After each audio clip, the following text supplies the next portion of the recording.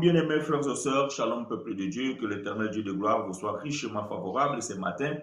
Nous sommes dans la joie de pouvoir partager avec vous encore une fois cette belle journée. Et nous sommes dans la joie de pouvoir partager avec vous aussi la parole de Dieu. Ce matin, nous sommes, bien-aimés, aussi contents de savoir que vous êtes là et que l'Éternel vous prête le souffle de vie ce matin. Nous allons poursuivre l'enseignement que nous avons commencé dimanche passé, que nous avons dit que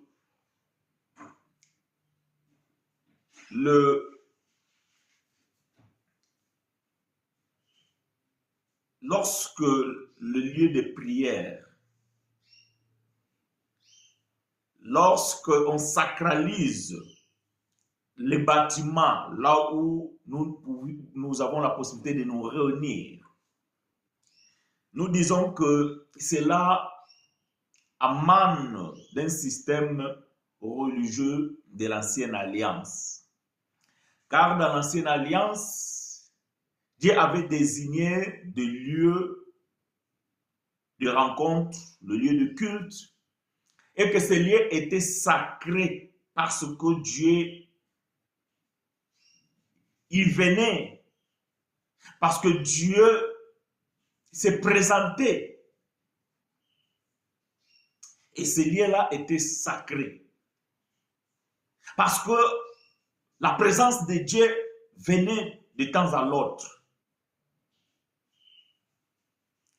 Mais lorsque le Seigneur Jésus viendra dans la chair, il va changer le paradigme et il va pouvoir dire que l'heure vient et elle est déjà venue où les vrais adorateurs, voyez-vous, cela veut dire qu'il y a eu une certaine adoration qui n'était pas vraie. Parce que la loi, bien-aimée, n'est pas l'exactitude, mais la loi est l'ombre, la loi est la copie, la loi était l'image. Ce qui se pratiquait au temps de la loi n'était pas la véracité. Et l'adoration qu'on donnait dans ces lieux, ce n'était pas l'adoration que Dieu a agréée par le sacrifice des animaux, par des sacrifices. Alors, le Seigneur dira que l'heure vient et elle est déjà venue où les vrais adorateurs adoreront le Père en esprit et en vérité. Voilà, bien aimé, ce que le Seigneur a changé.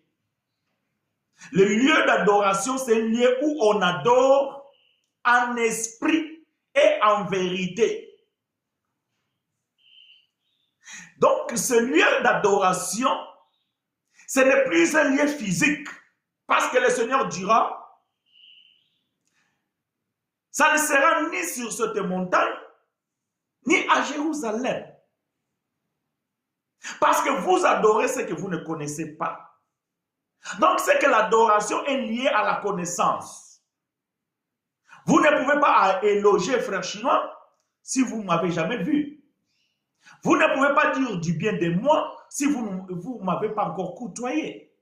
Vous ne pouvez pas, comment dirais-je, vous ne pouvez pas me décrire tel que je suis si vous n'avez pas la connaissance de ce que je suis. Donc, l'adoration est liée à la connaissance. Donc, l'adoration n'est pas liée à un lieu de culte. L'adoration n'est pas liée à un endroit sacré. Non, l'adoration est liée à la connaissance. Donc, lorsque vous connaissez celui dont vous adorez, peu importe le lieu où vous l'adorez, ce qui importe, c'est que votre adoration soit en esprit et en vérité. Mais comment alors pouvoir adorer en esprit, en vérité, si on n'a pas reçu la connaissance?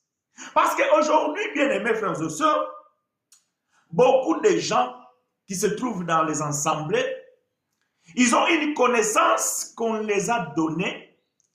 Et cette connaissance, très souvent, est liée à l'ancienne alliance. Une adoration accompagnée de sacrifices humains ou sacrifices matériels.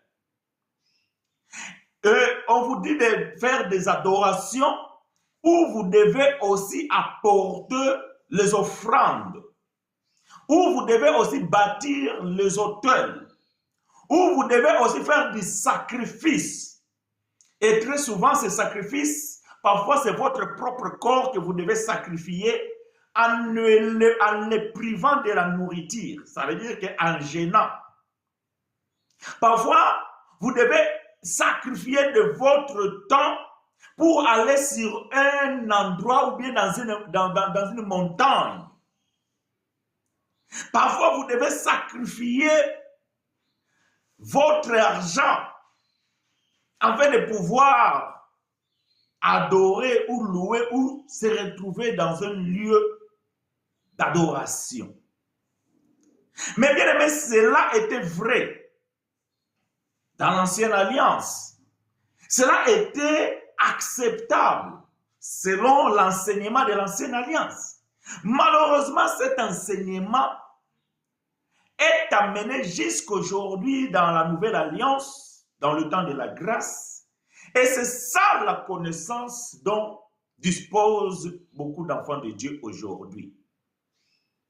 Que donc on ne peut pas aller adorer dans un lieu sans pourtant faire des sacrifices. On ne peut pas aller adorer ou on ne peut pas aller nous réunir dans un lieu sans pourtant apporter quelque chose. Parce que la Bible dit, on ne s'approche pas dans la présence de Dieu ou on ne va pas dans la maison de Dieu les mains vides. Voyez-vous ce genre de versets bibliques qui sont vrais, mais ce sont des fausses vérités. Parce que l'écriture, elle est vraie. Par contre, l'applicabilité de cette écriture dans la nouvelle alliance, elle est fausse. C'est ce qu'on appelle une fausse vérité. Et aujourd'hui, ces lieux de culte, bien aimés, sont sacralisés. Et on met toute espèce de choses à l'intérieur pour donner un aspect qui n'a rien à voir avec la spiritualité. Alors que l'adoration doit être centrée en esprit et en vérité. Mais lorsqu'on apporte des éléments qui ne sont pas vrais, par exemple, quand vous entrez dans un lieu, vous trouvez une croix. Qu'est-ce qu'une croix a à voir à faire dans un lieu d'adoration? Ça n'a pas de sens. Voyez-vous? Ça n'a pas de sens. Vous rentrez dans un lieu, vous trouvez le drapeau d'Israël. Qu'est-ce que le drapeau d'Israël a à faire dans un lieu d'adoration? Ça n'a pas de sens. Donc, on a amené le fait étranger dans le lieu d'adoration. Alors, on a sorti ce qui devait y être. Ça veut dire que la spiritualité est la vérité. Mais on a amené maintenant le mensonge. Ça veut dire qu'on a amené les pratiques de l'autre foi. Lorsque ces choses ne sont plus valables dans notre temps, cela veut dire qu'il n'est pas vrai. Voilà pourquoi dans ce lieu de culte aujourd'hui, appelé des églises, entre guillemets, ou bien les assemblées si vous voulez, donc on a sorti l'essentiel de l'adoration qui est l'esprit et la vérité, et on a introduit des faits étrangers qu'on a prêtés, ou bien qu'on a emprunté plutôt de l'ancienne alliance, et on l'a amené dans la nouvelle alliance. Voilà pourquoi nous disons bien aimé que ce lieu-là où les gens croient se trouver dans la présence de Dieu ou dans la maison de Dieu, ce ne sont pas des lieux sacrés parce que l'enseignement des apôtres ou l'enseignement apostolique ne colle pas avec ces pratiques. Voyez-vous? Alors, ces choses, bien aimées, que nous sommes en train de dire, ce que nous parlons ici, ce sont des faits réels. Malheureusement, il y a encore une grande partie ou bien une grande majorité des enfants de Dieu qui se laissent endormir dans ça. Et pour cela, bien aimé, nous devons le dire. Je vous invite, bien aimés frères et sœurs, d'ouvrir vos Bibles. Et nous sommes dans le livre de Jean chapitre 3, versets 11 et 12. Jean chapitre 3, versets 11 et 12. Aidez-moi, bien aimés frères et sœurs, bien sûr, à écrire ces choses, ainsi que l'Éternel vous soit richement favorable. Nous vous souhaitons les bienvenus à vous tous. Soyez connectés avec nous.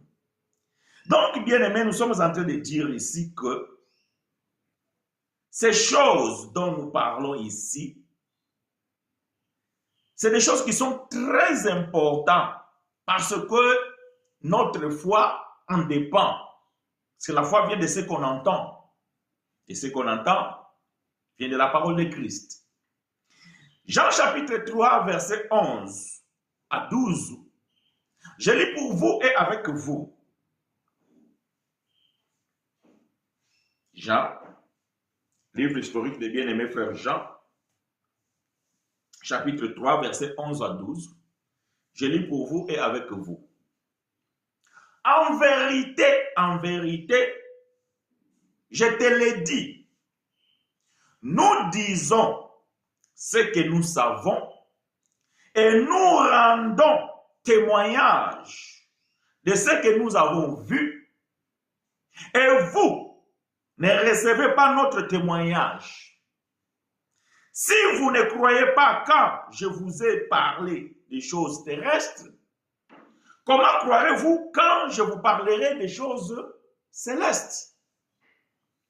Bien aimé, ici c'est la conversation de Jésus avec le frère Nicodème, le docteur de la loi, bien sûr. Jésus expliquait à cet homme des choses qui étaient terrestres, des choses concrètes, des choses palpables. Mais cet homme semblerait qu'il ne comprenait pas le langage du Seigneur. Cet homme, il semblerait qu'il ignorait ce qui était la vérité. Alors le Seigneur lui dit que en vérité, je te l'ai dit. Nous disons ce que nous connaissons, ce que nous savons. Et nous rendons témoignage de ce que nous avons vu. Mais le problème, c'est que vous ne recevez pas notre témoignage.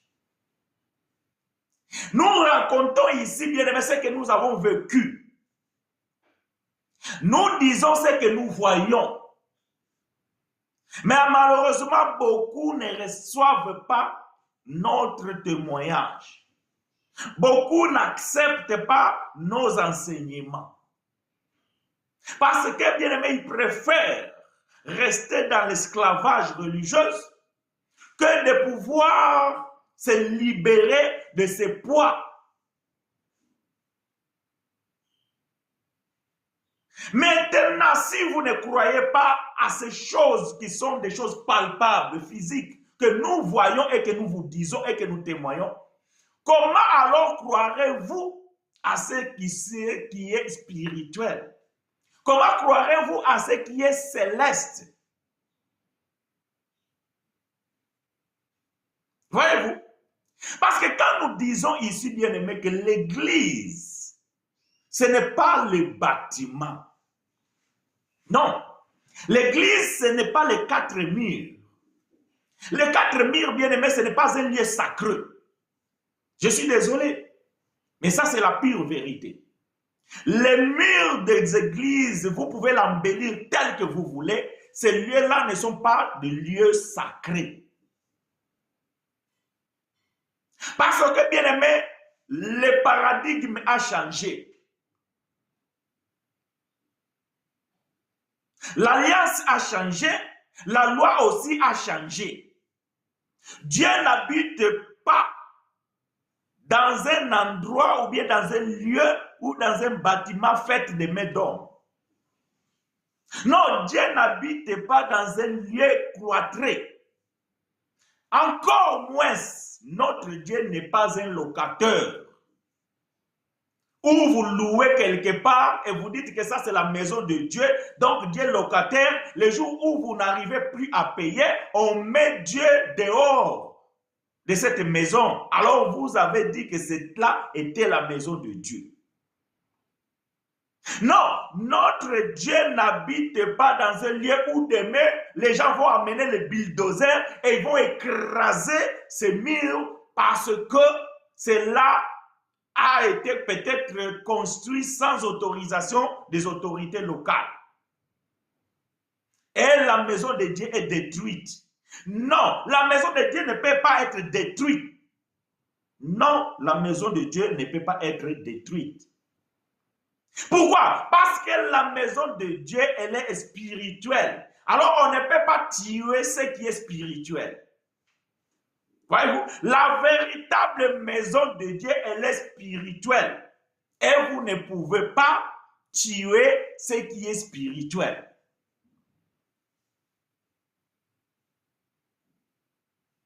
Donc, quand vous vous battez pour ces locaux-là, quand vous vous battez pour ces bâtiments, bien aimé, vous êtes en train de perdre votre temps. Parce que vouloir ou pas, ces lieux-là sont appelés à disparaître. Voyez-vous? Ces lieux-là sont appelés à disparaître. Aujourd'hui, si vous allez à Corinthe et vous posez la question aux habitants de Corinthe, où est l'assemblée où bien aimé frère Paul a prêché? Vous n'en trouverez pas.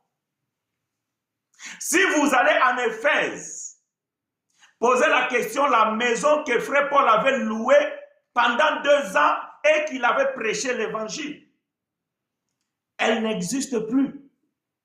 Mais la maison de Dieu, elle est éternelle. Et on ne peut pas la détruire. On ne peut pas la détruire.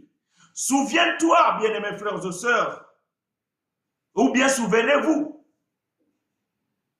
certains des endroits où vous avez prié dans votre pays, ou quelque part, aujourd'hui, cet endroit n'existe plus. Si cela était la maison de Dieu, et cela veut dire qu'aujourd'hui, les gens qui côtoyaient, ou bien les gens qui participaient dans ce lieu-là, sont devenus sans abri. Parce que la maison dont ils se rassemblaient, la maison de Dieu, n'existe plus, ou bien cela a été détruite. Combien de bâtiments on a vu ici appelés les maisons de Dieu qui a pris feu? En l'an 70, la maison qui était considérée comme une maison de Dieu, le temple de Jérusalem, les Romains, ils en ont mis feu dans ce temple-là. Et aujourd'hui, ce temple n'existe plus. Mais la maison de Dieu, il est toujours debout. Pourquoi? Parce que cette maison, c'est une maison spirituelle. Et cette maison bien-aimée n'est pas composée de la chair humaine. Non. La véritable maison. Voilà pourquoi le lieu d'adoration, c'est un lieu où on adore en esprit et en vérité. Là où, bien aimé, on vous prêche la loi et qu'on vous dit de pratiquer la loi, il n'y a pas la vérité. Parce que la loi ne marche pas avec la vérité. La loi, bien aimé, n'écoute-toi pas la vérité. Par contre, la grâce, elle est toujours accompagnée à la vérité, avec la vérité. Donc là où l'évangile de la grâce n'est pas prêché, la vérité n'est pas. Et vous ne pouvez pas adorer en esprit. Parce que pour adorer en esprit, il faut qu'il y ait la vérité. Parce que l'adoration, c'est en esprit et en vérité. Mais si vous avez une connaissance erronée, vous ne pouvez pas prier en esprit. Voilà pourquoi aujourd'hui les gens prient. Mais lorsqu'il prie, donc il doit faire la démonstration physique. Vous devez vivre, vous devez sentir que la personne, il est en extase. Ça, ce n'est pas la spiritualité. Le fait que la personne est en train de jingler ou bien de sauter, je ne sais pas comment on exprime cela en français, cela ne veut pas dire que c'est spiritualité. L'Éternel te soit favorable, Romaric, Jean chapitre 1, verset 17. Cela n'est pas la spiritualité, c'est ça, cela on appelle l'émotion. Les gens sont émotionnés. Et quand l'émotion monte, donne un sentiment de penser que la personne il est hors sol et qu'il est rentré dans une dimension spirituelle. Rien du tout. Rien du tout. On ne peut pas rentrer dans une dimension spirituelle parce qu'on a fait des gestuels, parce qu'on a tremblé, parce qu'on a... Non. Non. On rentre dans une dimension spirituelle lorsque nous sommes dans la vérité. Aujourd'hui, les chrétiens, sont chrétiens dimanche, du lundi à samedi. On ne peut même pas les identifier. Impossible de les identifier. On ne sait même pas comment on peut les appeler.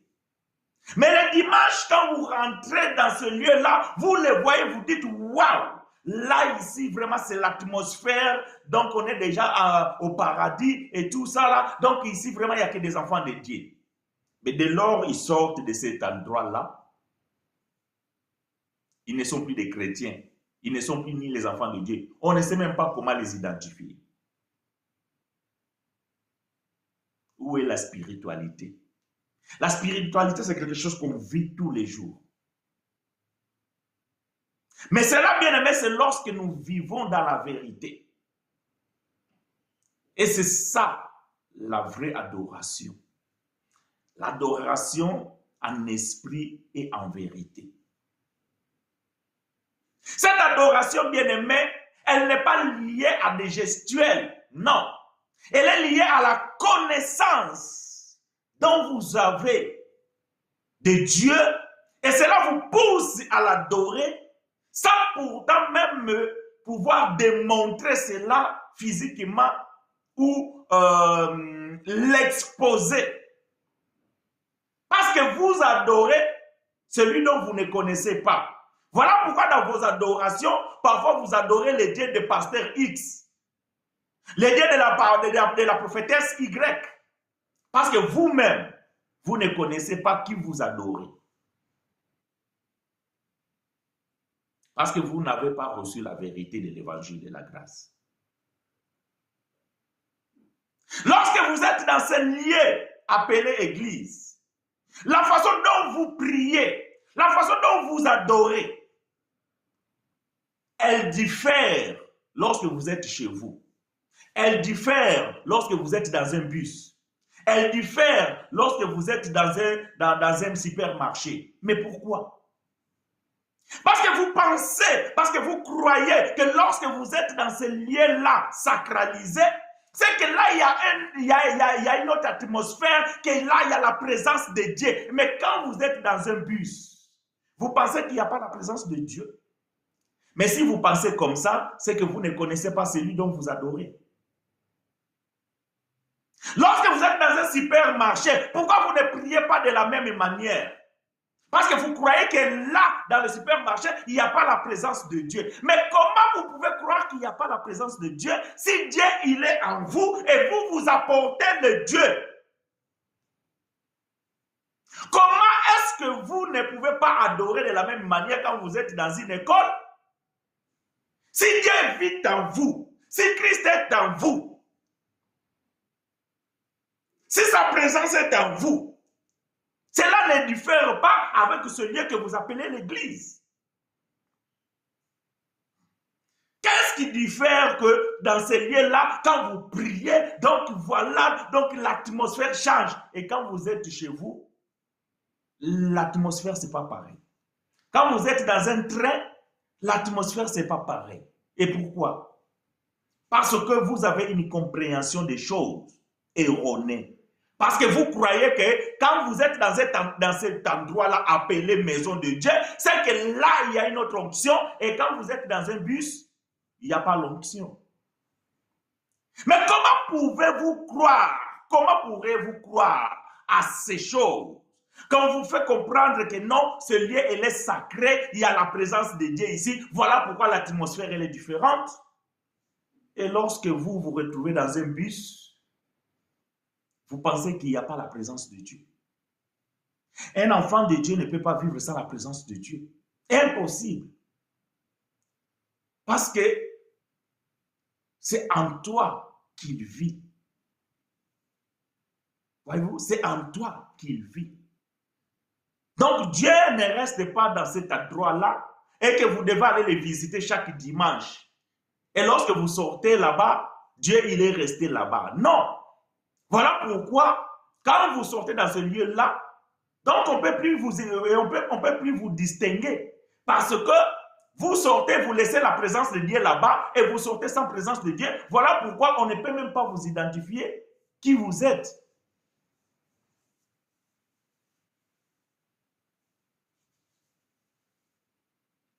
Détruisez-moi ces temples et je les rebâtirai dans 3 jours. Le Seigneur a dit aux Juifs, cette maison dont vous appelez la maison de Dieu, ce temple dont vous embellissez, où vous avez apporté de l'or, là vous avez apporté des pierres précieuses, ce temple dont vous avez pris 46 années à rebâtir, mais moi je vous l'ai dit, détruisez-les moi et je les rebâtirai en 3 jours. Le Seigneur voulait dire des choses célestes, mais les Juifs ne pouvaient pas comprendre. Voilà pourquoi Jean chapitre 3 il dit que comment alors comprenez-vous lorsque je vous parle des choses terrestres, vous ne comprenez pas comment vous allez comprendre lorsque je vous parlerai des choses célestes. Je vous ai parlé des choses terrestres. Vous n'avez pas compris. Comment voulez-vous comprendre maintenant ce qui est céleste? Les Juifs n'ont pas compris que le Seigneur est en train de parler dans une autre dimension. Le Seigneur ne parle pas de ce temple physique. La Bible elle-même répond. Mais il parle le temple de son corps. Ah, donc le temple, c'est un corps. Le temple, ce n'est pas un bâtiment. Le Seigneur dit détruisez vos temples là, tous ces cathédrales que vous êtes en train de bâtir, tous ces bâtiments que vous êtes en train de mettre, je ne sais pas partout là, détruisez-les parce qu'ils n'habitent pas là-dedans.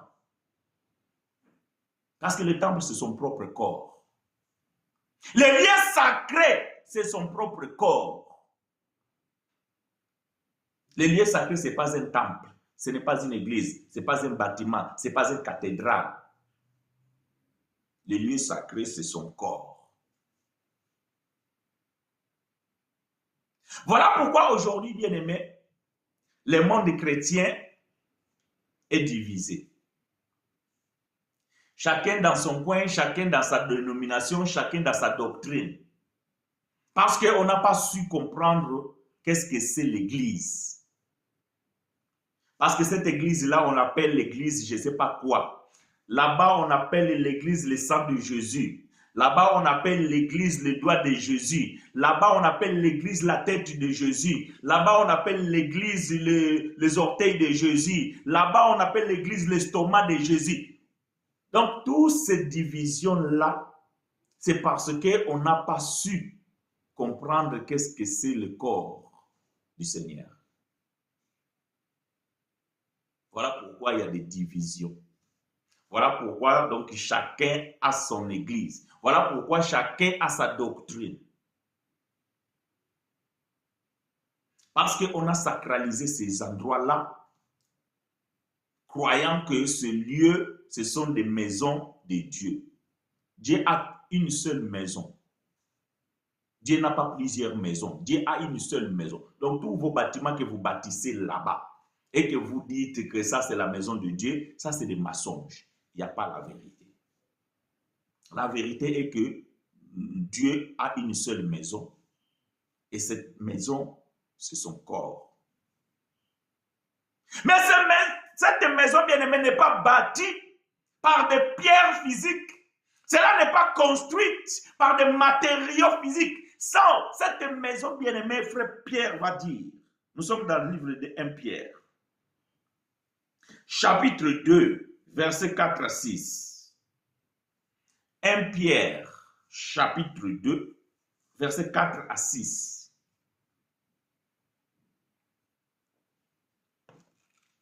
Je lis pour vous et avec vous. Approchez-vous de lui, pierre vivante, rejetée par les hommes, mais choisie et précieuse devant Dieu. Et vous-même, comme des pierres vivantes, édifiez-vous pour former une maison spirituelle. Un saint sacerdoce, afin d'offrir des victimes spirituelles agréables à Dieu par Jésus-Christ. Car il est dit dans l'Écriture, voici je mets en Sion une pierre angulaire, choisie précieuse, et celui qui croit en elle ne sera point confus. Non, l'apôtre Pierre ne dit pas que celui qui croira à l'église Mangengenge, celui qui croira à l'église Bethesda, celui qui croira à l'église de je ne sais pas quoi. Non. Celui qui croira en elle, elle ici c'est la pierre angulaire, qui est le Seigneur Jésus, c'est-à-dire le corps. Celui qui croit au corps du Seigneur, il ne sera point confus. Mais pourquoi aujourd'hui vous êtes confus? Pourquoi vous êtes confus aujourd'hui? Parce que ici vous avez reçu un enseignement. Lorsque vous avez déménagé, vous êtes allé dans un endroit et là vous n'avez pas trouvé votre communauté. Donc vous dites quand même, je vais quand même dans cette église-là. Et là vous allez trouver un autre enseignement. Et vous êtes confus. Voyez-vous? Parce que vous ne croyez pas au corps, mais vous croyez à la dénomination. Parce que nous, dans les protestants, donc voilà, nous croyons le baptême, c'est comme ça. Maintenant que vous arrivez chez les évangéliques, on t'a dit que ici le baptême, c'est comme ça. Et là, maintenant, toi, tu es confus. Et ta foi, elle commence à douter. J'ai béni l'Éternel parce que je reçois des témoignages de vos parts. Et un bien-aimé, il avait un grand souci. Son plus grand souci, c'était de se dire que si je meurs en n'ayant pas reçu le baptême d'eau, c'est que je suis perdu. Que l'Éternel lui soit favorable, ses frères, il va se reconnaître. Et la volonté de frère, étant donné qu'il vit dans un pays où la religion dominante est islam. Alors, son souhait, c'était de rentrer au pays pour aller pouvoir obtenir ce baptême. Voyez, bien aimé, comment est-ce que les gens sont confus. Et le jour où le frère est tombé sur une de mes vidéos, là où j'ai détruit l'enseignement sur le baptême d'eau, le frère, il était confus. Voyez-vous, le frère, il était confus. Pourquoi? Parce qu'il avait déjà un enseignement contraire. Là où vous êtes, lorsque vous n'avez pas la vérité, même lorsque la vérité arrive, vous allez douter. Pourquoi? Parce que vous avez été élevé dans le mensonge. Vous avez grandi dans le mensonge. Et lorsque la vérité arrive, vous allez la combattre. C'est ce qui s'est passé avec le Seigneur. Les Juifs ont grandi avec la loi de Moïse. Les Juifs ont grandi avec la connaissance de Moïse. Ils adoraient selon la connaissance de Moïse. C'était à la montagne. C'était dans la tente d'assignation. C'était dans le temple de Jérusalem. Ça, c'était la connaissance qu'ils avaient. Même les autres nations aussi savaient qu'Israël, ils ont un lieu d'adoration là où Dieu arrive et Dieu, il s'y trouve. Mais quand le Seigneur est venu, lui qui est la grâce et la vérité, il a enseigné le contraire de ce que Moïse avait enseigné. En réalité, il a tout simplement interprété Moïse. Mais comme les gens n'avaient pas cette vérité, ils l'ont combattu. C'était un point de discorde. Et ils ont dit que cet homme, on doit l'attraper. Mais on va l'attraper juste par rapport à ce qu'il dit. Voilà pourquoi vous allez voir dans toutes les écritures de livres historiques, lorsqu'on venait voir Jésus, on lui a mené la comparaison, Moïse a dit. Parce que ces hommes-là avaient une connaissance de ce que Moïse avait écrit. Alors, on posait la question, Moïse, il a dit dans la loi, et qu'est-ce que vous en dites vous? Parce que l'enseignement de Jésus apportait la vérité, mais comme ce peuple était dans le mensonge, ils étaient confus. Et cela, bien aimé, nous arrive à nous aussi. Après avoir grandi dans le mensonge religieux, lorsque la vérité arrive, vous allez pouvoir résister à la vérité. Parce que votre connaissance, il est en adéquation avec la vérité que vous écoutez aujourd'hui. Il y a quelqu'un qui est en train de se dire, frère, mais la maison de Dieu, c'est là où nous allons. Non, là, ce n'est pas la maison de Dieu. La maison de Dieu, c'est un corps. Alors, bien aimé frère Pierre dit, vous-même, comme des pierres vivantes, édifiez-vous pour former une maison spirituelle, un saint sacerdoce, afin d'offrir des victimes spirituelles agréables à Dieu par Jésus-Christ. Ah, le pasteur qui vous a dit que vous devez bâtir un hôtel. Et quel était cet hôtel?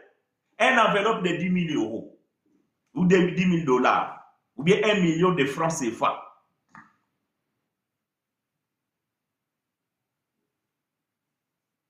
À quoi ça sert cela?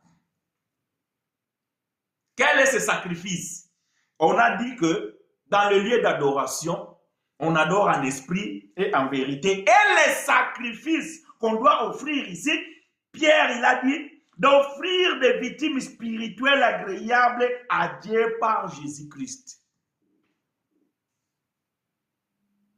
Ça n'a rien à voir avec une enveloppe.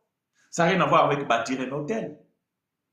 Ça, ce sont des pratiques de l'ancienne alliance. Oh, apportez votre Isaac. Même Abraham, qui a amené Isaac pour le sacrifice, Isaac n'est pas resté là-bas. Isaac, il est retourné avec son père. Parce que Dieu n'agrée pas les sacrifices des animaux ou bien de qui que ce soit. Dieu n'agréait pas. La vérité est que Dieu ne pouvait pas accepter les sacrifices d'Abraham.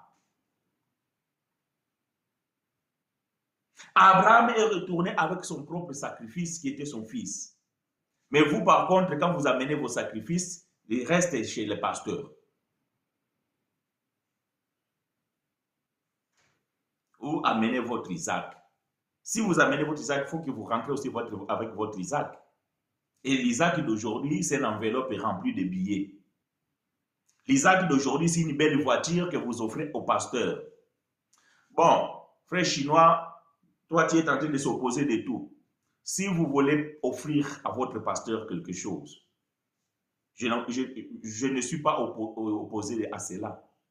Mais faites-le de votre âme et conscience, sans aucune pression, sans aucune influence de mauvais enseignements. Parce qu'aujourd'hui, on vous enseigne que lorsque vous sémez, vous allez récolter. Mais je vous ai dit, si vous avez si vous offrez une voiture à votre pasteur pour récolter 2 voitures, cela n'arrivera pas.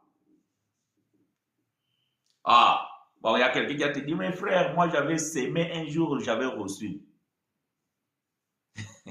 C'est tout simplement parce que dans ta tête, tu n'as pas compris que la grâce de Dieu a fait de sorte que tu peux obtenir ce que Dieu avait déjà préparé pour toi. Mais comme cela a coïncidé avec le geste que tu as fait, donc voilà que Dieu vous laisse dans ces mensonges-là. Dieu vous a laissé égarer dans ces bêtises-là, afin que vous croyez aux mensonges. Ce n'est pas moi qui le dis, c'est l'Écriture. Quand vous ne voulez pas embrasser la vérité, Dieu va vous laisser égarer dans le mensonge. Voyez-vous? Dieu va vous laisser égarer dans les mensonges. Afin que vous pensiez que donc ce que vous êtes en train de vivre là, c'est une vérité. Et ça, c'est la volonté de Dieu. Parce que vous avez rejeté l'amour de la vérité de l'évangile de la grâce. Alors Dieu va vous laisser vous baigner dans les mensonges des faux prophètes, des faux enseignants. Le lieu d'adoration, bien aimé, on n'a pas besoin qu'on amène des voitures. On n'a pas besoin qu'on amène des enveloppes. Non, on a dit de pouvoir donner un sacrifice spirituel. Un sacrifice spirituel. Écoute, frère Paul va pouvoir aider frère Pierre. Romains chapitre 12. Romains chapitre 12, verset 1. Frère Paul va aider frère Paul, va aider frère Pierre dans ce que frère Pierre il a dit. On va y revenir là, dans un Pierre. Mais écoutez d'abord le soutien de frère Paul. Dans Romains chapitre 12, verset 1, frère Paul va soutenir la pensée de Pierre. Je vous exhorte, donc frères, par les compassions de Dieu, à offrir vos corps comme un sacrifice vivant, saint, agréable à Dieu, ce qui sera à votre part un culte raisonnable. Vous devez offrir vos corps.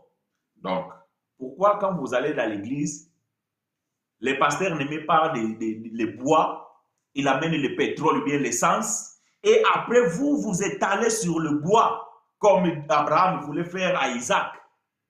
Le pasteur prend vraiment ton corps, il met sur le bois, il met maintenant le pétrole, et après il met le feu, et vous brûlez. Comme ça, Dieu va accepter cette offrande. Pourquoi vous ne le faites pas? Si les sacrifices, c'est physique, faites-le. Parce que c'est ce que frère Paul vient de dire ici. Offrez vos corps. Pourquoi vous n'offrez pas vos corps? Vous pensez que Paul ici, il parlait de votre corps physique? Mais Paul donne l'explication. Saint, agréable à Dieu. Ah, c'est que l'offrande que tu dois offrir, c'est-à-dire que ton corps, elle doit être irrépréhensible. Ton corps, elle doit être le corps d'un justifié. Ton corps doit être de celui dont Dieu a élu depuis l'éternité et que tu fais de bonnes œuvres que Dieu a créées d'avance pour que tu les pratiques. C'est alors que ton adoration sera agréable. Parce que c'est ça le culte raisonnable. Le culte raisonnable, ce n'est pas de pleurer devant tout le monde pour faire montrer que toi, tu es en extase et que l'onction est descendue sur toi. Ça, c'est faux et archi faux. Ce n'est pas ça le culte agréable. Dieu n'est pas un Dieu émotionnel. Dieu n'est pas influencé par tes émotions. Dieu n'est pas influencé par ton comportement. Non, ce que Dieu cherche en toi, c'est ce que tu vis dans la sanctification, c'est ce que tu sois agréable à lui. Or, pour que tu sois agréable à Dieu, il faut que tu aies la foi. Et la foi vient de ce qu'on entend vient de la parole de Christ. Voilà pourquoi la Bible déclare, sans la foi, ni nul est agréable. Mais votre foi, elle est basée sur l'enseignement de votre prophétesse. Votre foi, elle est basée sur l'enseignement de prospérité. Comment voulez-vous être agréable à Dieu? Comment voulez-vous adorer en esprit et en vérité? Comment est-ce que vous voulez offrir un corps saint et agréable à Dieu si votre foi, elle est basée sur l'enseignement autre que celle de Christ?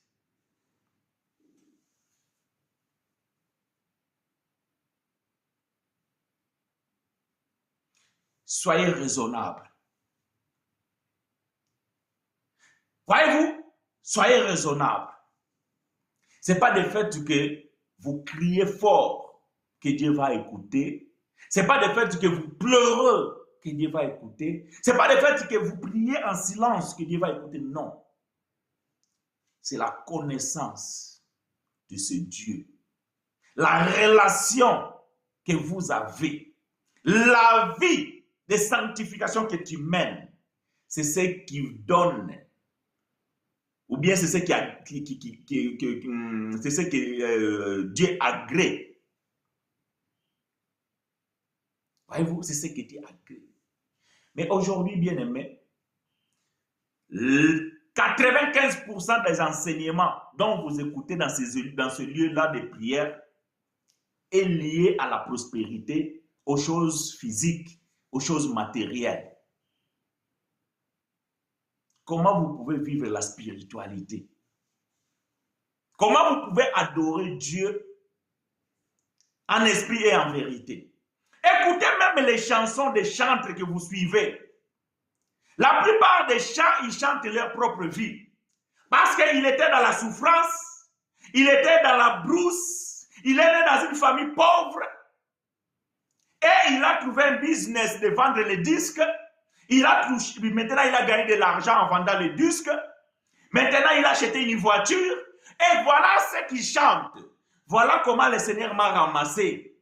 Voilà comment le Seigneur m'a amené. En vendant les disques, en vendant la parole de Dieu. Mais ceux-là qui ont travaillé et qui aujourd'hui aussi sont élevés et qui ne chantent pas, vous pensez qu'eux n'ont rien à dire?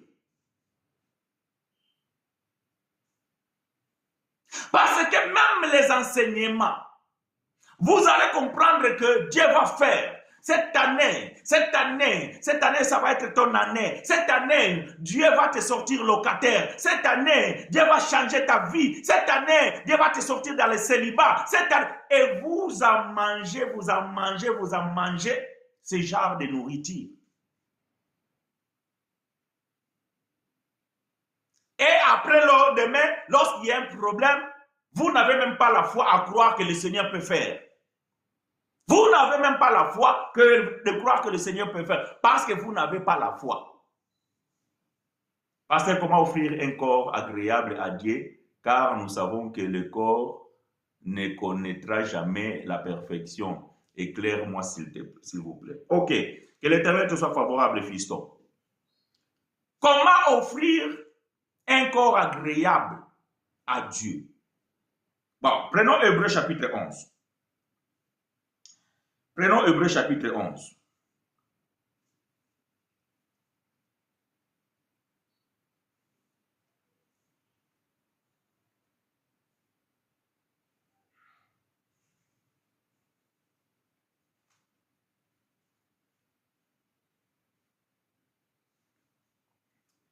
Verset 6. Hébreux chapitre 11, verset 6. Or, sans la foi, il est impossible de lui être agréable. Car il faut que celui qui s'approche de Dieu croit que Dieu existe et qu'il est le rémunérateur de ceux qui le cherchent. Bon, cette écriture, lorsque bien-aimé frère Paul il a écrit, parce que nous croyons que celui qui l'a écrit, ils étaient dans la transition. Donc, ils vivaient la cohabitation. Parce qu'il parle aux Hébreux. Et nous savons que les Hébreux, ce sont des Juifs, donc. Et ces Hébreux ici dont Paul parle, donc, ils étaient d'abord dans leur religion juive.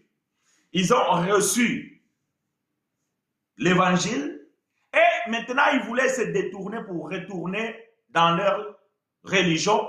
C'est alors que Paul va revenir pour pouvoir expliquer que la grâce est la grâce est plus grande que la loi, que Jésus est plus grand que Moïse et que la nouvelle alliance est meilleure que l'ancienne alliance. Voilà pourquoi Paul parle ici de chercher. Mais nous ne cherchons pas parce que nous vivons en lui et lui vit en nous. Donc voilà juste ce que je voulais amener comme précision. Parce que quand nous lisons la Bible, bien que nous lisons la Bible selon le verbe dans son temps, mais quand nous voulons appliquer dans notre temps, nous devons aussi corriger le verbe. On ne corrige pas la parole ni la Bible, le verbe. J'ai dit simplement, donc aujourd'hui, nous savons qu'il habite en nous et nous vivons en lui. Donc il n'y a plus à rechercher. Maintenant, on dit ici que sans la foi, il est impossible de lui être agréable. Parce que lorsqu'on s'approche, maintenant nous ne nous approchons pas parce que nous sommes avec lui. Donc si nous sommes avec lui, alors lui il est qui? Lui il est saint. Donc si lui il est saint, tous ceux qui doivent s'approcher selon l'écriture, mais tous ceux qui doivent vivre en lui, il faut aussi qu'il soit saint. Oh, la sanctification, c'est la conséquence d'être un enfant de Dieu. Voyez-vous? Donc nous ne nous sanctifions pas afin de pouvoir devenir enfants de Dieu. Non, puisque nous sommes des enfants de Dieu, alors la sanctification c'est une conséquence. Cela veut dire que tu dois considérer ton corps étant la maison de Dieu. Maintenant, si ton corps est la maison de Dieu, toi-même, à moins que tu sois le contraire de ce que je vais dire ici, toi-même là où tu habites, tu donnes un coup de balai, tu essaies de changer la peinture, tu arranges ton lit, la table, lorsque tu as fini de manger, tu débarrasses, tu enlèves la saleté. Donc, tu veux vivre dans un endroit propre, un endroit agréable.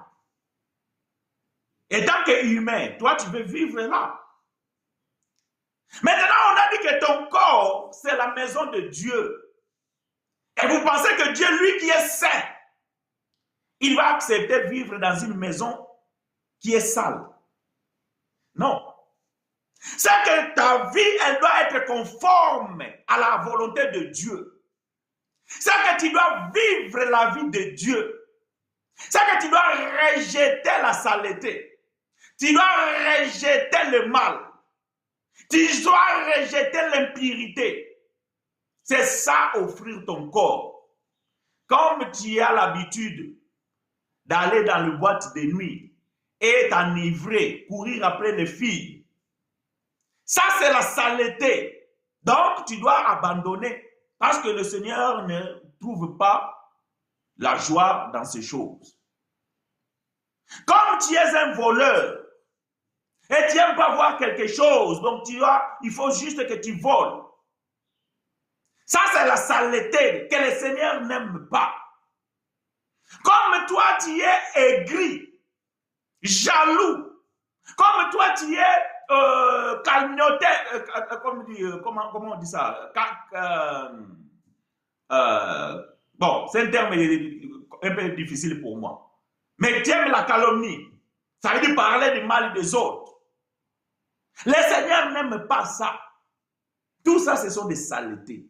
Donc, ça veut dire que toi, ton corps, l'offrir, c'est pouvoir s'en passer. Parce que certaines choses, pour certaines personnes, c'est un sacrifice. Il faut qu'ils se sacrifient de ne pas boire au point de s'enivrer. Parce qu'il n'arrive pas, quand lui voit l'alcool, donc si ce n'est pas fini, donc jusqu'à ce qu'il devienne ivre, il commence à faire des bêtises. Maintenant, tu dois te sacrifier de ne pas le boire. Toi, tu ne peux pas rester chez toi avec ta femme, avec tes enfants. Il faut que chaque week-end, tu sois dans une boîte de nuit. Maintenant, tu dois te sacrifier de ne pas y aller. Parce que ton corps, tu le dédies pour le Seigneur.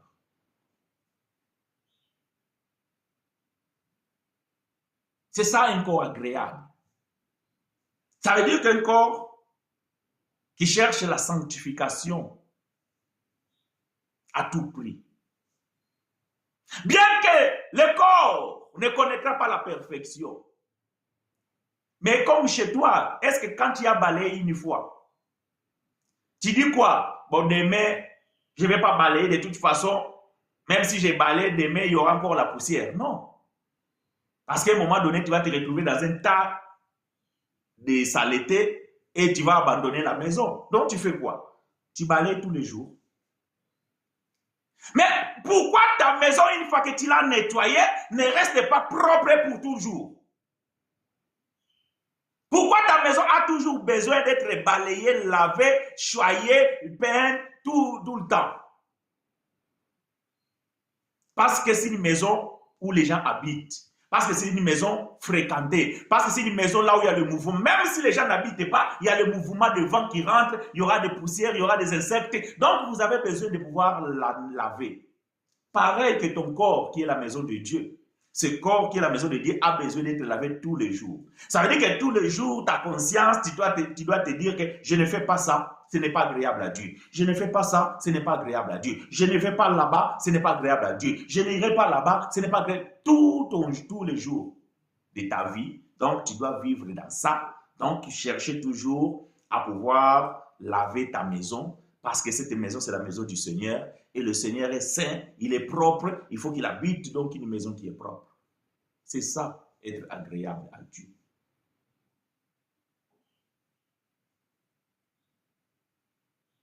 Parce que l'esprit qui habite en toi a besoin de vivre cet endroit qui est propre. Mais cet endroit ne connaîtra pas la perfection, voilà pourquoi tu les laves tous les jours. Donc ta maison ne restera pas propre éternellement, voilà pourquoi tu laves ta maison tous les jours. Ta voiture, une fois que tu l'as lavé demain, tu vas rouler avec, il a encore ça, tu la laves encore, tu l'aspires encore. C'est pareil que ton corps. Tu as besoin de la laver tous les jours, ça veut dire de faire de bonnes choses, de bonnes œuvres. Parce que l'esprit qui habite en toi, il a besoin d'un lieu propre, afin qu'il se sente agréable. Que l'Éternel te soit favorable, fiston. Si vous avez des questions, n'hésitez pas à poser vos questions et nous allons y répondre. Donc, nous étions en train de dire ici, bien aimé, que l'église qui est sacrée, ce n'est pas le bâtiment. Ce n'est pas les 4 murs que vous avez embellis. Non. L'église qui est sacrée, c'est le corps de Christ. Et ce corps est parfait et ce corps n'a pas de division ni de confusion. Est-ce que vous comprenez? Donc, ces choses, bien aimées, il est très important. Nous allons aider un peu la sœur Miraza. Que l'Éternel te soit favorable, ma sœur. Mais vous n'avez pas besoin de demander pardon à Dieu tous les jours. Vous avez besoin d'être bien avec les autres. Parce que quand vous faites mal à quelqu'un, vous ne le faites pas à Dieu directement. Bien que Dieu habite à cette personne-là, mais c'est d'abord la personne, parce que Dieu qui habite en elle, donc dans cette personne, vous ne le voyez pas, mais vous voyez la personne qui est physique. Donc si vous n'avez pas le courage de demander pardon à cette personne que vous voyez, ne sert à rien d'aller dans un lieu fermé et vous prier Dieu que Dieu vous pardonne. Parce que c'est lui qui doit vous pardonner d'abord, c'est lui dont vous avez causé du tort. Parce que ça, c'est cet enseignement-là, c'est l'enseignement de la religion. Que non, bien aimé, avant de dormir, tu demandes pardon à Dieu. Mais quand tu as volé le pantalon de ta soeur, de ton frère, de ton ami, tu l'as vu dans la journée quand il les cherchait. Et pourquoi tu n'as pas dit que c'est toi et tu demandes pardon? Donc, tu accumules ça et tu arrives le soir avant de dormir. Maintenant, comme Dieu vous le prenez comme une benne d'ordures, donc tu vas maintenant déverser tous les ordures dans la benne qui est Dieu. Ça, cela ne marche pas. Même le Seigneur Jésus, lorsqu'il était sur la terre, dans ses enseignements, il a dit que si vous ne vous pardonnez pas les uns et les autres, votre Père au ciel aussi ne vous pardonnera pas. Que l'Éternel te soit favorable, ma soeur. Le corps de Christ, il est unique. Et c'est la maison, une seule maison. Nous sommes dans le livre de 1 Corinthiens chapitre 12.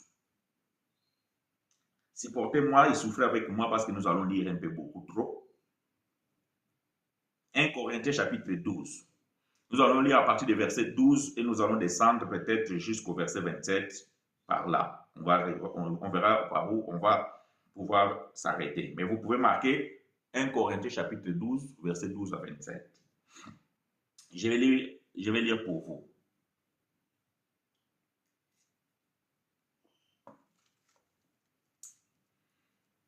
« 1 Corinthiens, chapitre 12, verset 12, en descendant jusqu'au verset 27. Car, comme le corps est un et a plusieurs membres, et comme tous les membres du corps, malgré leur nombre, ne forment qu'un seul corps, ainsi en est-il de Christ. Nous avons tous, en effet, été baptisés dans un seul esprit, pour former un seul corps, soit juif, soit grec, soit esclave, soit libre. Et nous avons tous été abreuvés d'un seul esprit. Vous comprenez que le mot esprit revient tout le temps? Parce que le lieu d'adoration en esprit et en vérité, c'est un homme. C'est le corps. Ça n'a rien à voir avec un bâtiment. Voilà pourquoi Pierre nous a aidés. Il a dit que formez-vous tous étant des pierres vivantes. Et vous formez un édifice spirituel qui est la maison de Dieu. Et ici, frère Paul est en train de soutenir frère Paul, frère Pierre, pour nous dire que nous avons été baptisés par un même seul esprit. Et nous avons abreuvé à un seul esprit. Ou bien d'un seul esprit. Ainsi, le corps n'est pas un seul membre, mais il est formé de plusieurs membres. Voilà. Moi, je suis un membre dans le corps. Toi, tu es un membre dans le corps. Elle est un membre dans le corps. Lui, c'est un membre dans le corps. Mais nous tous, nous formons le corps. Cela veut dire quoi? Paul va donner l'explication.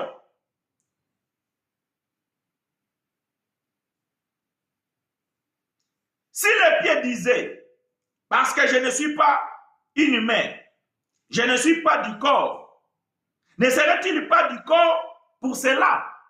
Ah, cela veut dire que quand les gens ils disent que non, moi j'ai quitté cette église-là, je ne fais plus partie de cette église-là, c'est parce que tu n'as pas compris c'est quoi l'église. L'église, le corps de Christ, on ne peut pas sortir.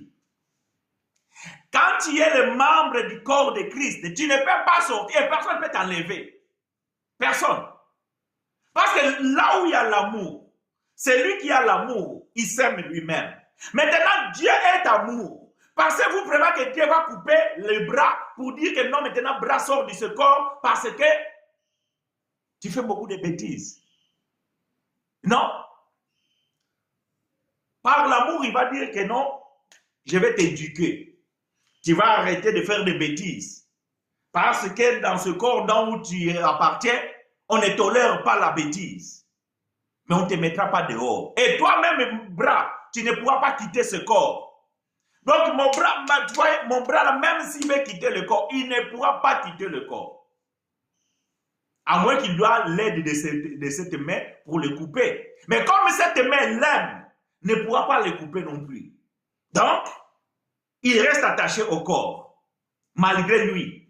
Donc, on doit l'éduquer, on doit l'enseigner, on doit le faire comprendre les choses. Parce qu'on ne peut pas sortir de l'église qui est le corps de Christ. Mais vous pouvez sortir d'un local, vous pouvez sortir d'une dénomination, vous pouvez sortir dans une religion, vous pouvez sortir je ne sais pas où. Ça, c'est possible. Parce que cela n'est pas l'église. Parce que cela n'est pas le corps de Christ. Certains d'entre nous, on a embrassé la parole de Dieu où? Dans certaines églises en Afrique. Peut-être que ces endroits-là n'existent plus. Peut-être même on est sorti en rébellion parce qu'on n'était pas d'accord. Mais cela ne veut pas dire qu'on est sorti dans le corps de Christ. Non.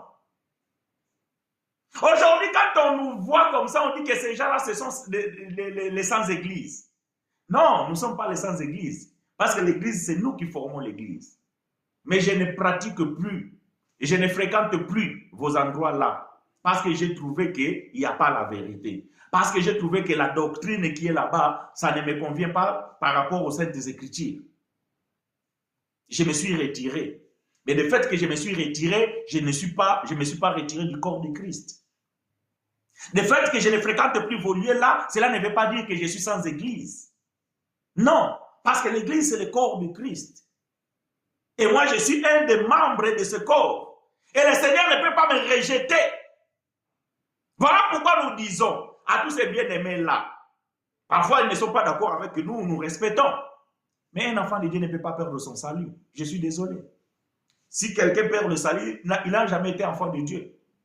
Ah oui, il n'a jamais été enfant de Dieu. Il vous a fait croire qu'il était un enfant de Dieu. Mais c'est un loup revêtu de peau de brebis. Mais quand le soir arrive, les brebis sont en train de ruminer. Lui, il n'arrive pas à les ruminer. Pourquoi? Parce que ce n'est pas sa nature. Il force. Et à un moment donné, il doit quitter l'enclos. Il va quitter l'enclos parce qu'il va se dire que bon, ça, ce n'est pas ma vie. Et longtemps, vous avez cru qu'il était des vôtres. Longtemps, vous avez cru qu'il était un loup, plutôt une brebis. Mais en fait, il était un loup déguisé. Voilà pourquoi il est parti. Mais un enfant de Dieu authentique, un élu de Dieu, ne peut pas perdre son salut. Et il ne peut pas être rejeté de l'église. Non, il ne peut pas être rejeté de l'église. Parce que l'amour de son père, étant membre de l'église, il va le corriger, il va l'enseigner, il va l'éduquer, mais il ne pourra pas le rejeter.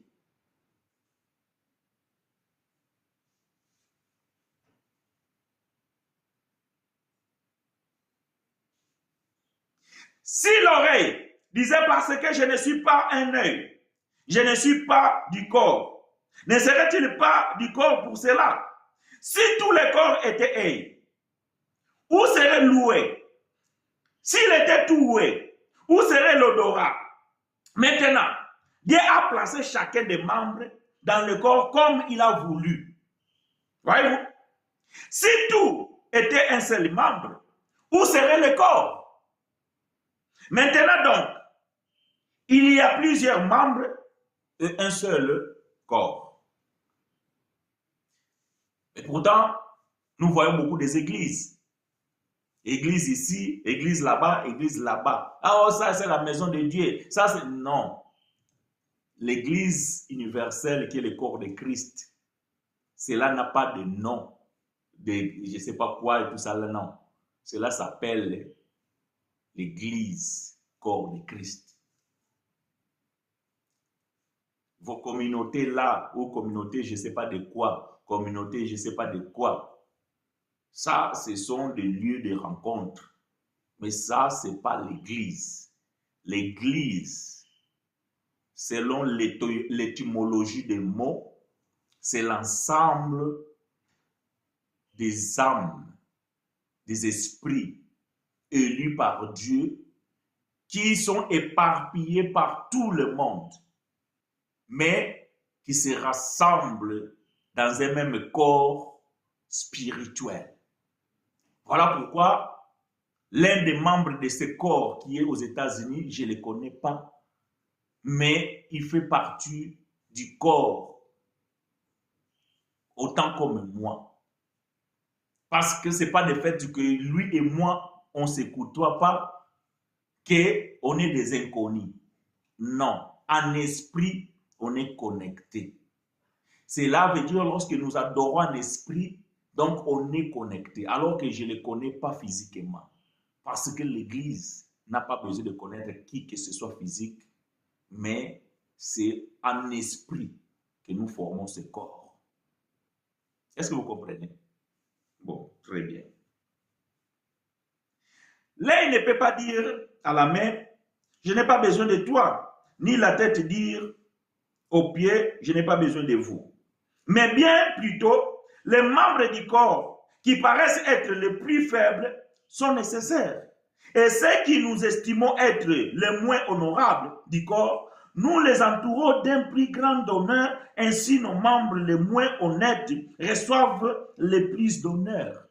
Paul fait ici une analogie très, très, très importante.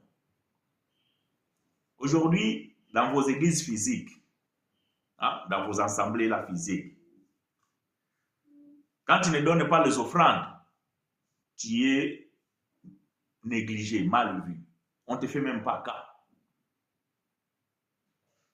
Quand tu ne participes pas, je ne sais pas, à la chorale, tu es moindre que rien. On te méprise. Tu n'as pas de considération. C'est celui qu'on met au fond là.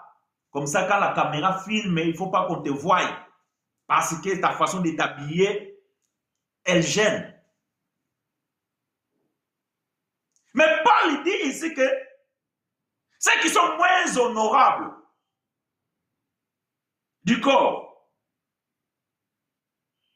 nous les entourons d'un plus grand honneur. Voilà la pensée la pensée de l'apôtre. Ça veut dire que les gens qui nous font honte, nous devons les protéger davantage. Ça veut dire que c'est comme ton corps, ton intimité. C'est une partie honteuse. Et c'est la partie qu'on ne couvre plus. Parce que tu ne peux pas marcher nu. Parce que les parties dont tu gardes là, ce sont des parties honteuses. Mais c'est des parties que tu prends plus de soin. C'est des parties que tu couvres mieux. Donc pour dire que dans ton corps, même ce qui est honteux, tu dois lui donner de la valeur et tu dois la garder précieusement. Mais ce n'est pas ce que nous vivons dans ces assemblées. Alors comment vous pouvez dire que ça c'est le corps de Christ? Là où vous méprisez les moindres. Là où vous méprisez celui qui ne donne pas la dîme. Là où vous méprisez celui qui ne donne pas l'offrande. Parce qu'il ne vous enrichit pas. Parce qu'il ne vous enrichit pas. Quand tu avais les moyens, tu étais, oh ma sœur, comment ma sœur, les pasteurs t'appelaient tous les jours. Et maintenant que tu n'as plus rien, le pasteur, il a même oublié ton numéro. Et quand toi tu appelles le pasteur, il n'a plus le temps pour toi. Parce qu'il n'a plus rien à gagner avec toi. Il n'a plus rien à gagner avec toi. Mais le Seigneur n'est pas comme ça. Le Seigneur, quand tu es plus faible, il te donne plus d'honneur. Quand tu es plus faible, il prend plus soin de toi. Ça, c'est le Seigneur. C'est ce que l'apôtre est en train d'expliquer ici. Donc, ça, c'est pour dire, bien aimé, que quand vous vous retrouvez dans ces endroits-là, et que vous voyez ce genre de choses, comprenez tout simplement que vous êtes dans un mauvais endroit. Et cela ne peut pas vous faire quelque chose du bien. Voyez-vous? Parce que le corps de Christ, il est indivisible. Et le corps de Christ, on ne néglige personne. Donc, la main droite ou bien la main gauche ne peut pas négliger la main droite. Et la main ne peut pas négliger les pieds. Les pieds ne peuvent pas bouder l'oreille.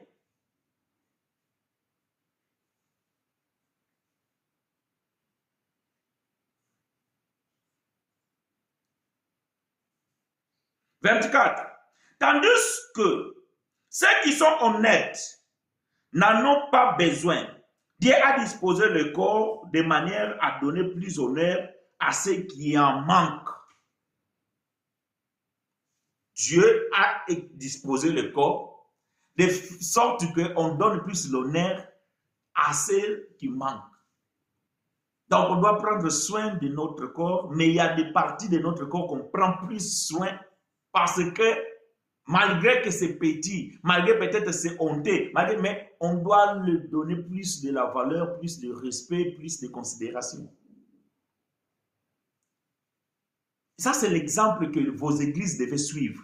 Si c'est là vraiment, on considère que ce sont des maisons de Dieu, ils devaient suivre cet exemple que l'apôtre a donné ici en faisant la métaphore du corps de Christ, qui devait être l'exemple de ces endroits-là, appelés maison de Dieu. Et ce n'est pas le cas. Cela veut dire qu'ils ont échoué. Ils ont échoué dans leur façon de voir les choses. Parce que l'exemple de l'Église que l'apôtre donne ici, Si on ne trouve pas dans ces endroits-là, alors vous avez échoué. Ne considérez pas ces endroits comme étant maison de Dieu, comme étant le corps de Christ, comme étant l'Église. Parce que l'Église, c'est l'ensemble des bien-aimés élus de Dieu.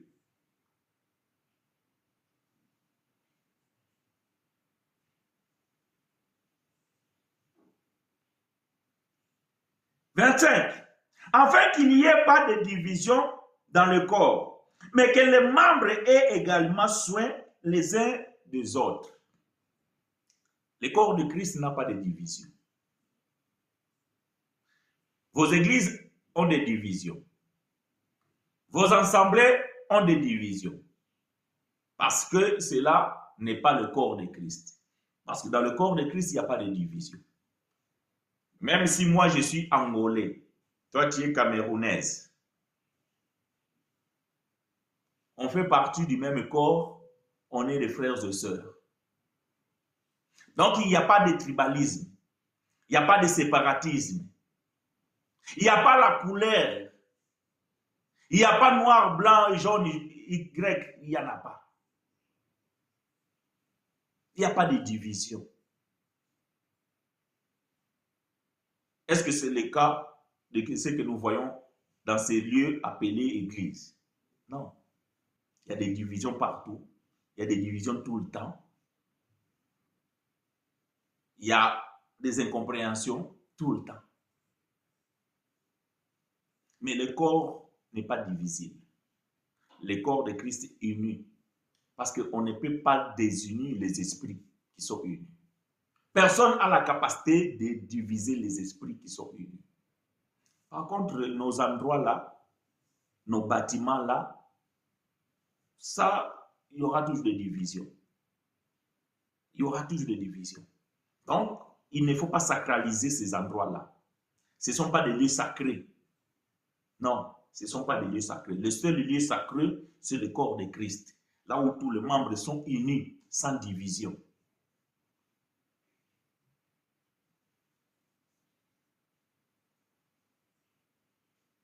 Et si un membre souffre, tous les membres souffrent avec lui. Si un membre est honoré, tous les membres se réjouissent avec lui. Vous êtes le corps de Christ et vous êtes ce membre, chacun pour sa part. Si le corps souffre, s'il y a un membre qui souffre, donc nous devons souffrir avec lui. Parce qu'on est indivisible. Mais pourquoi on n'arrive pas à souffrir avec les autres? Parce que les églises locaux ne sont pas unies et ils ne seront jamais unis. Parce que ce n'est pas la maison de Dieu et ce n'est pas l'église. L'église, c'est le corps de Christ. Un seul corps, uni, formé par des esprits, afin de pouvoir donner un culte raisonnable et à offrir une offrande agréable à Dieu. Les saints sacerdoces.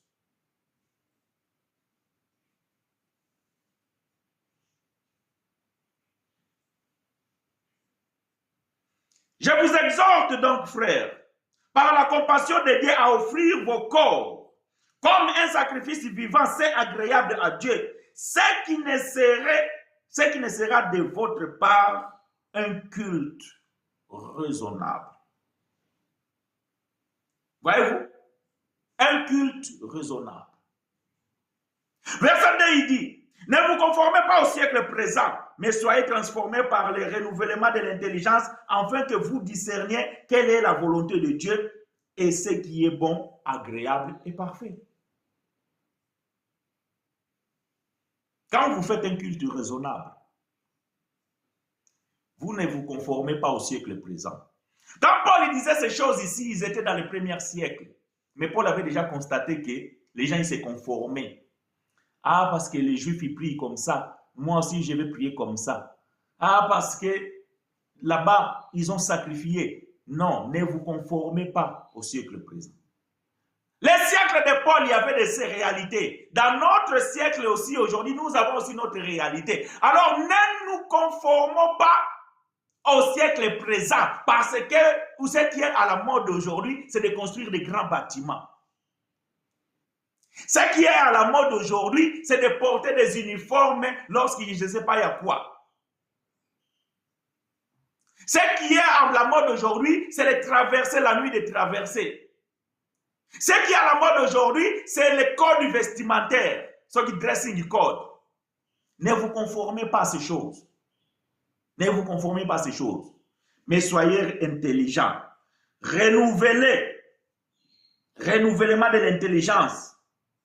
Afin que vous discerniez quelle est la volonté de Dieu, ce qui est bon, agréable et parfait. C'est ça être agréable à Dieu. Offrir un corps agréable. C'est d'abord discernement. Or, on ne discerne lorsqu'on a la connaissance. Donc, si vous n'avez pas la connaissance, vous ne pouvez pas discerner. Parce qu'avant, l'autre fois, on pensait comme ça. Parce qu'on nous a enseigné comme ça. Mais aujourd'hui, on a compris que ce n'était pas vrai. Donc, on a eu le discernement à travers la connaissance. Et le discernement. Mais ce discernement a besoin d'être renouvelé. Voyez-vous? Renouvelez votre intelligence. Donc, dans la foi, ajoutez-y aussi la science. C'est très important. Verset 3. Donc, je suis dans Romains chapitre 12, si quelqu'un cherche le chapitre. Par la grâce qui m'a été donnée, j'ai dit à chacun de vous de n'avoir pas de lui-même une trop opinion, mais de revêtir des sentiments modestes selon la mesure de la foi que Dieu a départie à chacun.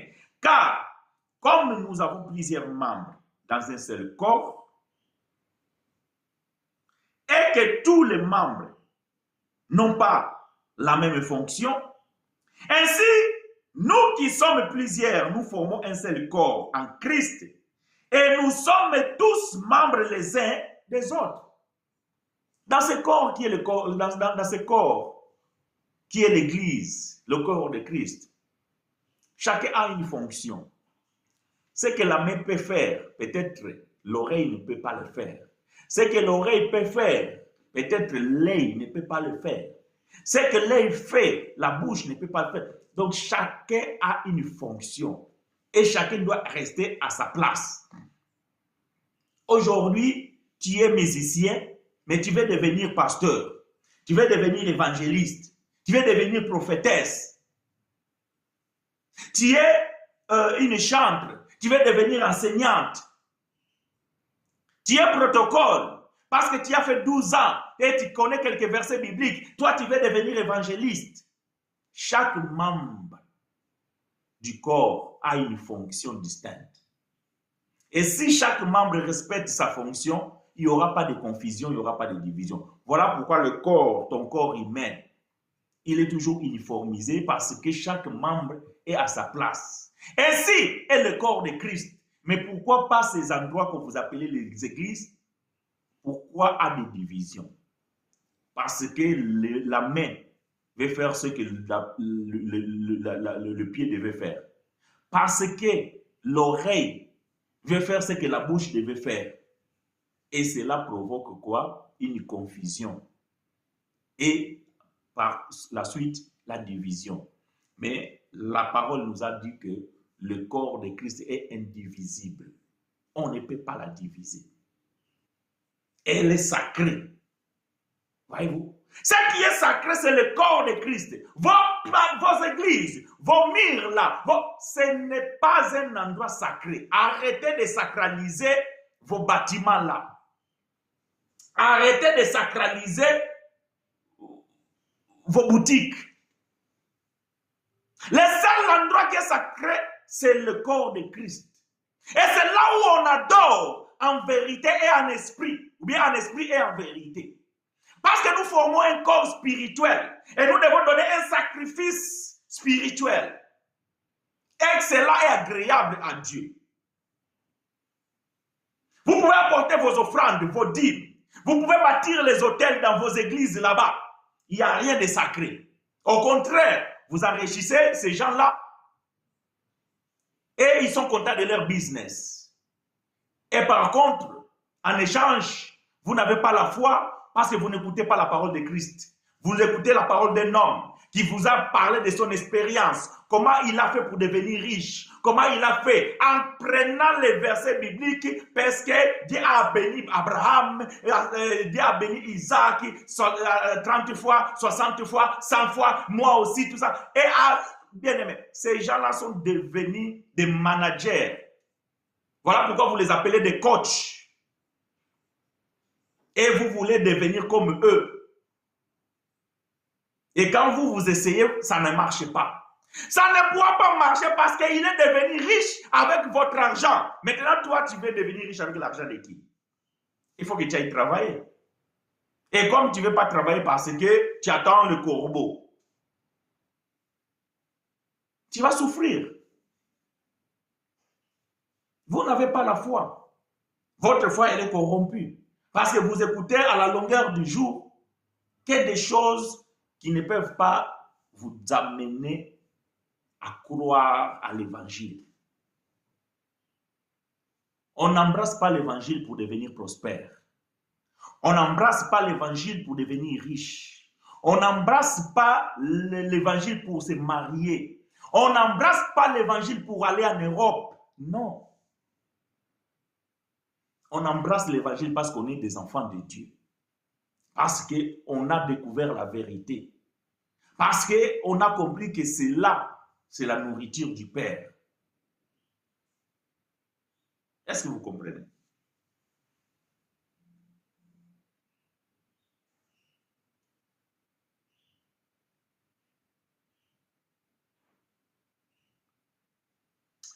Verset 6. Puisque nous avons des dons différents, selon la grâce qui nous a été accordée, que c'est lui qui a les dons de prophétie exerce son analogie qu'il exerce selon l'analogie de la foi.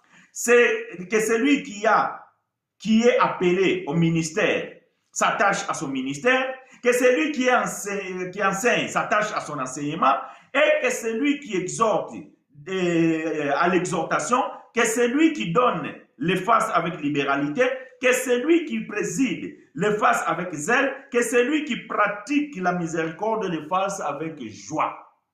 Chacun a sa grâce. Chacun a un appel. Donc, ne cherchez pas parce que tu as fait beaucoup d'années à l'église que forcément tu dois devenir un prédicateur. Ce n'est pas parce que tu as tellement écouté des chansons que forcément tu dois devenir chanteur ou bien chanteur. Ce n'est pas parce que tu as longtemps resté au protocole que donc tu peux devenir manager des âmes. Non. Reste à ta place là où Dieu t'a fait, là où Dieu t'a mis. Reste à ta place là où Dieu t'a mis. Donc le don que Dieu t'a donné, exerce ton don là, à cet endroit-là. Parce qu'aujourd'hui, tu étais là, tu veux devenir là et tu vas créer confusion dans le corps.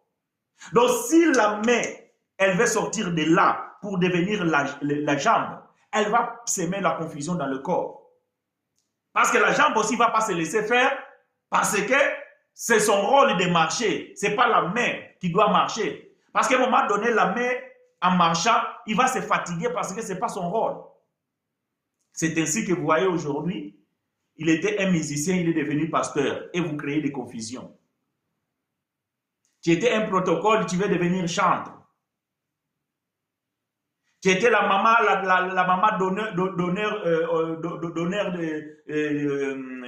d'honneur.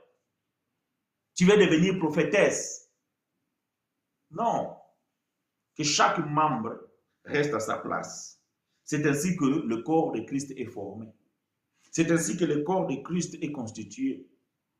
Nous sommes plusieurs membres, mais chacun a sa place avec sa fonction. Ceux qui sont appelés à prêcher, rester dans la prédication. Ceux qui sont appelés à l'exhortation, rester dans l'exhortation. Ceux qui sont appelés à chanter, rester dans le chant. Ceux qui sont appelés à servir dans le protocole, rester dans le protocole. Ceux qui sont appelés à donner avec libéralité, continuer à donner à la libéralité. Ce n'est pas parce que tu donnes beaucoup, il faut qu'on te donne un poste élevé. Ça ne marche pas comme ça. Ça ne marche pas comme ça. Parce qu'on a vu des gens revendiquer, ouais frère, moi j'ai beaucoup fait pour cette église, j'ai donné beaucoup de millions, j'ai même offert une voiture au pasteur, j'ai même clôturé le mur de terrain. Et jusqu'à là, donc, je suis toujours donneur, je ne sais pas quoi. Non, moi je vais devenir aussi évangéliste. Ça ne marche pas comme ça. Si tu n'es pas appelé à ça, tu n'es pas appelé à ça. Tu es la main, reste à la fonction des mains. Tu es la jambe, reste à la fonction des jambes. Tu es l'oreille, reste à la fonction de l'oreille. Parce que si vous voulez prendre la place de l'oreille, l'oreille ne va plus entendre et donc du coup, vous ne pouvez pas, toi, la main, tu ne peux pas entendre. Donc du coup, le corps sera dysfonctionnel. Alors que le corps de Christ, elle est fonctionnel. Le corps de Christ, elle est indivisible. Le corps de Christ, donc, elle est ordonnée. Quand l'apôtre a fait cette métaphore, cela veut dire que vos assemblées que vous appelez comme église, qui sont les maisons de Dieu, doivent se conformer à l'enseignement apostolique. Mais pourquoi il y a des divisions dans vos églises? Pourquoi il y a des divisions dans la maison de Dieu? Pourquoi la maison de Dieu, c'est en location? Et demain, quand vous n'arrivez pas à payer, on vous met dehors. Donc Dieu, incapable de payer les loyers, et on l'a mis dehors. Ça, ce n'est pas la maison de Dieu. Je suis désolé de vous le dire, mais ça, c'est la pire vérité. Ce n'est pas la maison de Dieu. Ce sont des lieux que nous pouvons nous réunir. Ce sont des lieux où nous pouvons nous rencontrer. Et lorsque nous sommes unis dans ce lieu-là, nous amenons l'atmosphère de Dieu là. Lorsque nous quittons, nous partons avec l'atmosphère de Dieu. Donc arrêtez de croire que quand vous êtes dans cet endroit-là, c'est là où il y a l'onction, c'est là où il y a je ne sais pas quoi. Il n'y a rien. De la même manière que quand vous êtes dans un bus, que vous êtes dans les toilettes, vous êtes dans le supermarché, vous êtes je ne sais pas où, vous avez la même présence de Dieu. Voilà pourquoi quand vous arrivez là-bas, vous priez comme vous êtes je ne sais pas où, et quand vous êtes dans le supermarché, on ne vous attend pas prier. Mais qu'est-ce qui fait la différence? Non, là-bas c'est un lieu sacré. Donc quand nous sommes là, il y a la présence de Dieu. Ah, dans le supermarché, vous pensez qu'il n'y a pas la présence de Dieu? La présence de Dieu, c'est toi qui amènes la présence de Dieu là où tu es. Ce n'est pas un endroit. Voilà la fausseté. Voilà pourquoi nous disons que tous ces théâtres que vous voyez dans les assemblées là, tous ces théâtres-là, je répète, c'est vraiment des théâtres. Ah oui, c'est vraiment des théâtres. Parce que si l'onction vous amène à prier de la sorte, les mêmes onctions doivent vous amener à prier aussi au supermarché de la sorte. Les mêmes onctions doivent aussi vous amener à la salle de la classe, à l'école, de prier à la sorte. Les mêmes onctions doivent vous amener aussi au travail à prier de la sorte. Parce que c'est les mêmes onctions.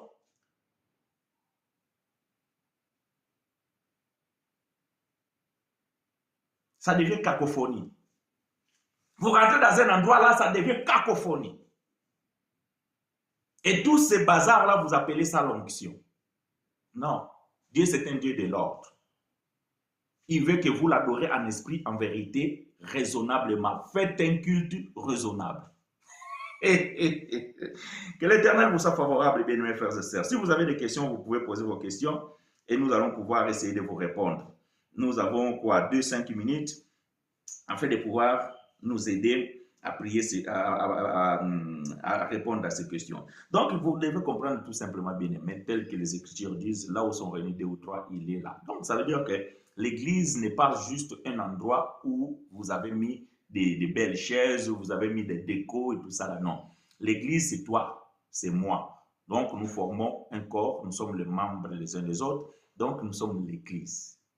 Ça veut dire que si la présence de Dieu est en moi, la même manifestation qui m'arrive dans cet endroit-là que vous appelez l'église, la même manifestation doit m'arriver aussi quand je suis dans le supermarché. Vous voyez que ce sont des choses forcées. Vous pensez que l'onction ne touche que lorsque vous êtes là-bas. Ce n'est pas juste. Voyez-vous, ce n'est pas juste. Ouvrez vos yeux, essayez de comprendre ces choses, afin que vous ne soyez pas ballottés de tout vent de doctrine. Posez-vous des bonnes questions. Pourquoi le Saint-Esprit ne vous saisit que quand vous êtes dans cet endroit-là, et quand vous êtes ailleurs, le Saint-Esprit ne vous saisit pas? Bon, on peut dire que le Saint-Esprit est tellement bien éduqué, respectueux, donc il choisit des endroits. Il y a des endroits où il se dit, bon, ici, je dois respecter les hommes. Le Saint-Esprit n'a pas de sentiments, comme vous pouvez le croire. Non, s'il te saisit, où qu'il te soit, quand tu es saisi de l'Esprit, donc tu vas faire la volonté de Dieu. Voyez-vous, tu vas faire la volonté de Dieu. Mais vous, en fait, vous managez l'Esprit. Donc, il y a des moments où vous pouvez dire à l'Esprit de faire ça. Ah, il y a des moments où vous dites non, ne fais pas ça. Bon, je sais, il y a quelqu'un qui est en train de dire oui, frère, mais la Bible dit l'esprit des prophètes est soumis aux prophètes. Allez-y comprendre cette écriture. Allez-y comprendre cette écriture. Et pourquoi vous ne pouvez pas éduquer votre esprit quand vous êtes dans cet endroit-là? Toutes ces choses, bien aimées, nous amènent à comprendre et à dire que ceux qui pratiquent ces choses-là, c'est des gens qui veulent se faire voir, c'est des gens qui sont emportés dans une influence charnelle. Voyez-vous? Dans une influence charnelle. Vous voulez impressionner celui qui est à côté que vous. Donc voilà, quand vous priez, donc voilà l'onction descend. Parce que Dieu n'est jamais impressionné de ça. Jamais. Vous impressionnez les gens qui sont autour de vous. Même nous, on n'est pas impressionné de ça. Tu peux faire tout ton théâtre. Tu pleures, tu fais je ne sais pas tout ça là. Je ne suis pas impressionné. Au contraire, parfois, je suis triste. Parfois, je suis triste. Parce que je comprends que tu es un ignorant. Tu penses que tu pourras influencer Dieu par ta manière de faire des choses. Non. Si les apôtres n'ont pas fait ces choses, vous pensez qu'ils avaient moins de connaissances que nous? Si les apôtres n'ont pas pratiqué ces choses, vous pensez qu'ils étaient des ignorants? Pourquoi ces choses ne se passent que dans notre temps? Parce qu'on est aujourd'hui influencé par un style, une mode. Quand il y a quelque chose qui commence, donc tout le monde suit. Donc on perd maintenant le bon sens. Où est les cultures raisonnables? Ça veut dire que prends le temps de raisonner, de comprendre ce que tu fais. Est-ce que ce que je fais là donne gloire à Dieu ou je vais impressionner les gens qui sont autour de moi? Quand je prie, je cite tous les versets bibliques. Parfois même, je cite mal, je paraphrase. Mais parce que tu veux impressionner celui qui est à côté. Bon, c'est l'enseignement qu'on vous a donné. Bien aimé, quand tu pries, il faut rappeler Dieu sa parole. Parce que Dieu, il a une mémoire d'homme et il oublie sa parole. Comme Dieu oublie sa parole, donc toi, tu dois rappeler Dieu sa parole. Seigneur, toi, tu as dit dans ta parole, je serai la tête et non la queue. Seigneur, toi, tu as dit dans ta parole, je vais prêter, je ne vais pas emprunter. Donc, vous rappelez Dieu quoi? Oh Seigneur. C'est triste. Voilà. Que l'Éternel nous soit favorable, bien, mes frères et sœurs. Nous allons mettre point virgule. Parce que l'enseignement ne finit jamais. Donc, dimanche prochain, on sera encore ici. Même si l'Éternel nous appelle aujourd'hui, l'enseignement va continuer. Parce que l'Église de Dieu, elle est universelle. Elle ne dépend pas d'un apôtre, elle ne dépend pas d'un prophète. Les apôtres ont côtoyé des murs. Ils ont prié dans des maisons. Ils ont prié aussi dans certains temples. Ces temples n'existent plus aujourd'hui, mais l'Église de Dieu est toujours debout. Donc, ne vous attachez pas à ce lieu-là. N'acceptez pas la sacralisation de ces endroits-là. Parce que ces lieux, ces endroits, ces murs, sont appelés à disparaître un jour. Dans 10 ans, vous allez retourner dans votre village, là où vous étiez né, et où vous avez commencé à faire les premiers pas dans la foi. Et vous allez poser la question, mais l'église qui était ici est passée où? Il y a eu une dévastation. Le feu l'a emporté. Ah, il y a eu la guerre. Une bombe est tombée par-dessus. Ah, les Romains sont venus. Ils ont rasé le mur du temple de Jérusalem. Et aujourd'hui, où est la maison de Dieu? La maison de Dieu, elle est toujours vivante. La maison de Dieu, elle est debout. Parce que la maison de Dieu est constituée des esprits qui sont des pierres vivantes. Et ça, aucune puissance, aucun pouvoir ne pourra pas la détruire. Même pas la mort, parce qu'elle est embaumée. Christ l'avait déjà embaumée en disant, même le séjour des morts ne peut vaudra jamais. Alors, l'église des pasteurs X, les cathédrales des mamans prophétesses sont appelées à disparaître un jour. Donc, si vous sacralisez ces dieux-là, demain, vous allez vous retrouver que vous n'avez plus un lieu d'adoration. Parce que vous vous êtes trompé de lieu. Ce n'est ni à Jérusalem, ni dans le temple, ni sur cette montagne, ni dans la maison de l'église, je ne sais pas, de ma pasteur, mais le lieu de prière, c'est le corps de Christ. C'est là où nous prions en vérité et en esprit. Que l'Éternel vous soit favorable, bien mes frères et sœurs.